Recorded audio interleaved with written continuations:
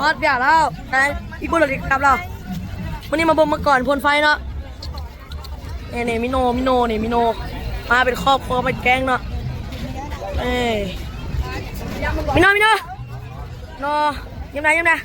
สุดยอดนั่นเป็นหัวมองเทวามังกรพลไปออกมาทางไปสู่หัวมังกรเนาะมันยุ่งมันยากได้หนึ่งเนาะยามันเนาะแต่ก็เป็นบรรยากาศในยามังกรจะพ่นไฟเนาะจะพ่นสุกๆเข้ามงเนาะยังไงยก2 นิ้วนะ2 นิ้วนะสวยเบิ่งจากมังกรนะจ๊ะเป็นกะเป็นตลาดนัดขายอาหารขายขนมเนาะ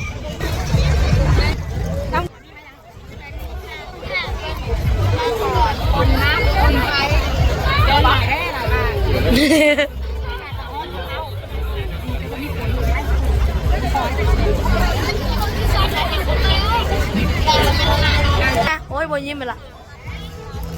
มิโนยิ้มมิโนสวยบนยิ้มคือยาเมื่อวันในขณะนี้อาจจะมีการพ่นไฟแล้วหรือว่าทางเรือบ่เลยเจ้าหน้าที่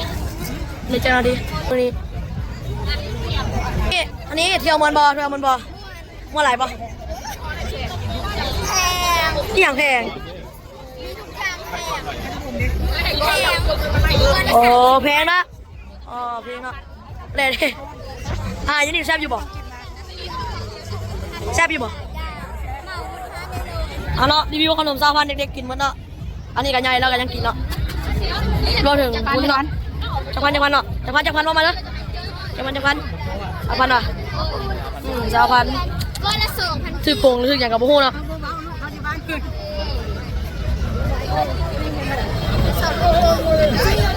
โอ้ย2,000กีบก็มีหมดเด้บางท่านก็เมื่ออายุมาขายพยามัน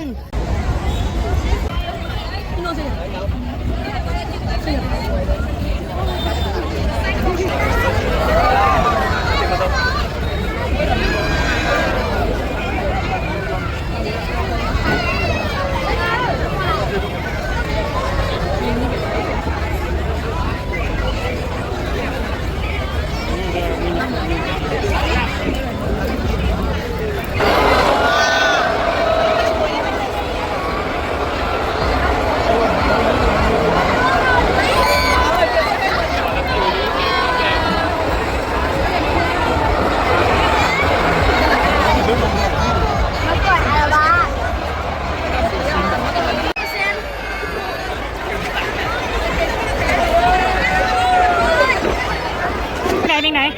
ไม่ใช่จังไหน